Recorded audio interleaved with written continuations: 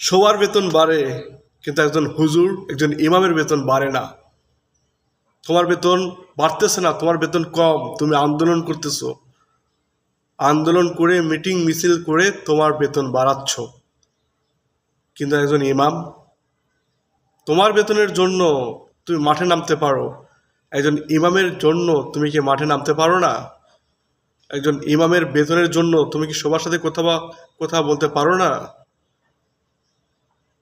ইমামে তুমি 2 টাকা দিলেও সে আলহামদুলিল্লাহ বলে চলে যায়, সে কিন্তু কোনো প্রতিবাদ করে না। সে জানে তার পদের মর্যাদা, সে জানে তার গুরুত্ব। কিন্তু আমরা অন্যায়ের বিরুদ্ধে রুখে দাঁড়ানোর জন্য বড় বড় স্লোগান দিই, বড় বড় কথা বলি। তাহলে আমার গ্রামের ইমামের বেতন কেন কম? আমার মহল্লার সে মসজিদের ইমামের বেতন কেন কম? তার কি পরিবার নাই? তার কি সন্তান নাই?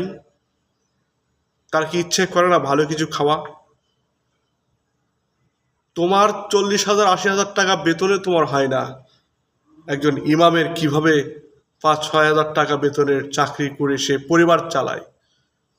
এ প্রশ্ন কি তোমার মাথায় আসে না? তোমাদের কি বিবেক নাই, বুদ্ধি নাই? কবে হবে সে বিবেক বুদ্ধি?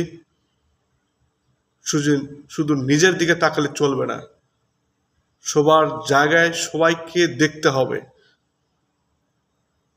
সবার পাশে দাঁড়াতে হবে। তাহলেই প্রতিবাদ করা হবে। প্রতিবাদ শুধু নিজের জন্য না, প্রতিবাদ সবার জন্য। আসুন সবাইকে নিয়ে ভাবি, সবাইকে নিয়ে অ্যানালাইসিস করি।